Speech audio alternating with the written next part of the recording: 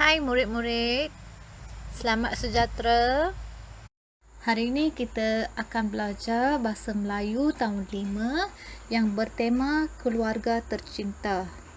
Tajuknya ialah aktiviti bersama keluarga. Standard pembelajaran 2.1.1 iaitu membaca dan memahami maklumat tersurat dan tersirat untuk memberikan respons. Baik, pada hari ini kita akan belajar tentang menulis ulasan berdasarkan bahan grafik menggunakan isi tersurat dan isi tersirat. Sebelum ini kita menggunakan isi tersurat untuk membuat ulasan. Okey, mulai hari ini kita akan buat ulasan menggunakan isi tersurat dan isi tersirat. Okey, apa itu isi tersurat? Kita ulang kaji sikit ya. Okey, tersurat ialah maklumat yang tertulis dapat dilihat dan dibaca dalam bahan rangsangan. Okey, bahan rangsangannya adalah dalam bentuk jadual, carta, poster, iklan, petikan dan sebagainya. Sekarang kita tengok apa itu isi tersirat. Tersirat ialah maklumat yang tiada dalam bahan rangsangan tetapi berkaitan dengan tajuk ulasan. Okey, tersirat juga tiada tulis dalam bahan rangsangan tapi ada berkaitan dengan isi tersurat. Jom, mari kita lihat contoh soalan ulasan. Okey, apabila kamu dapat gambar seperti ini, iaitu gambar aktiviti bergotong royong membersihkan di dalam rumah. Okey, tugas kamu yang pertama ialah kamu mesti mencari atau mencatat perbuatan ataupun aktiviti yang terdapat dalam gambar tersebut.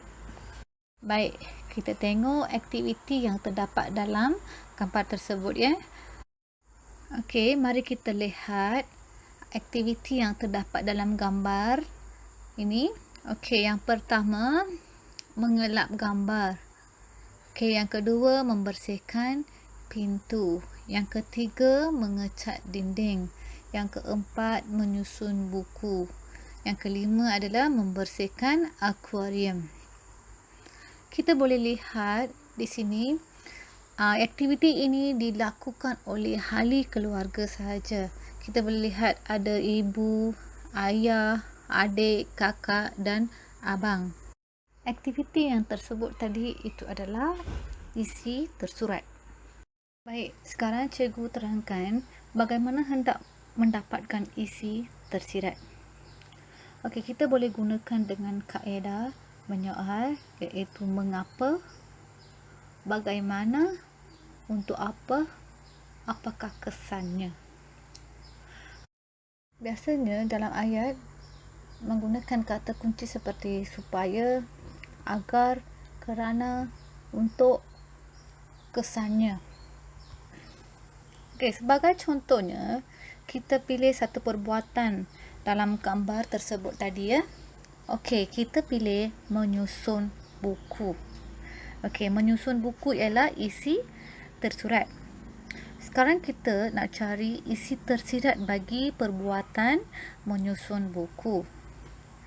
Okey, kalau kita lihat dalam gambar tersebut, seorang budak menyusun buku.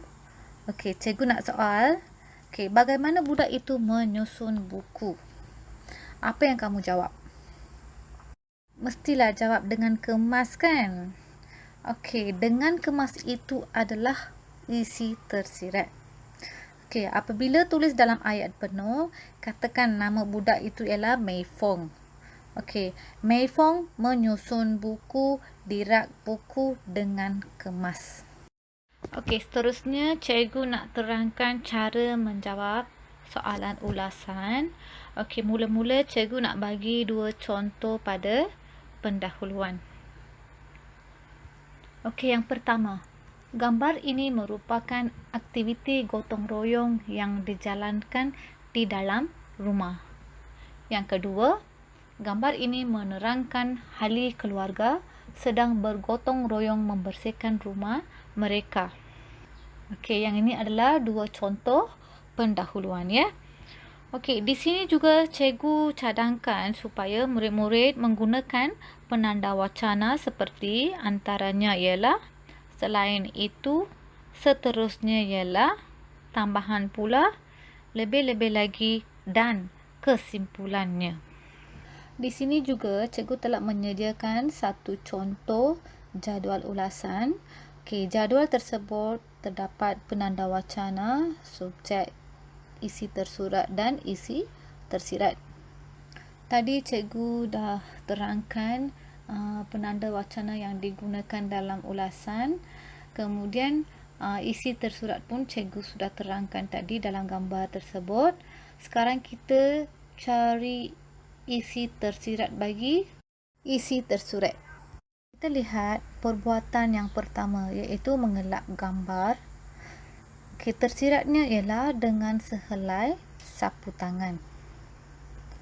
Apabila tulis dalam ayat yang penuh, antaranya Puan Aifang mengelap gambar dengan sehelai sapu tangan.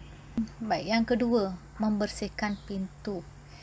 Isi tersiratnya ialah menggunakan sehelai kain buruk.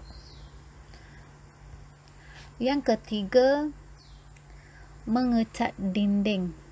Isi tersiratnya dengan berhati-hati.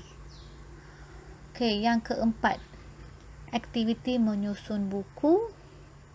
Isi tersiratnya di dalam rak buku dengan kemas. Yang kelima, aktiviti membersihkan akuarium. Isi tersiratnya dengan bersih.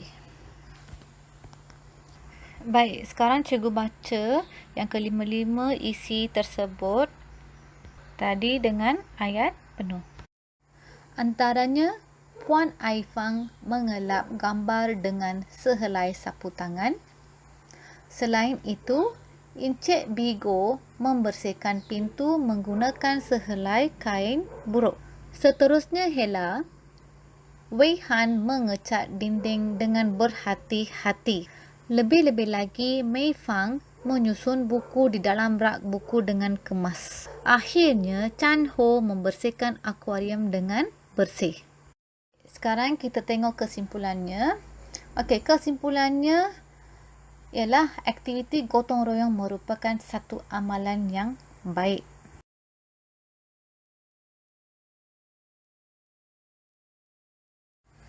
Baik, sekarang sebagai latihan, cikgu nak bagi satu gambar yang berlainan terhadap aktiviti bergotong royong di sekolah. Sebelum itu, kamu tulis pendahuluan berdasarkan gambar tersebut. Kemudian, cikgu nak kamu cari dan tulis perbuatan yang terdapat dalam gambar tersebut. Kemudian, lengkapkan isi tersurat dan isi tersirat dalam jadual yang diberikan dan tulis kesimpulan.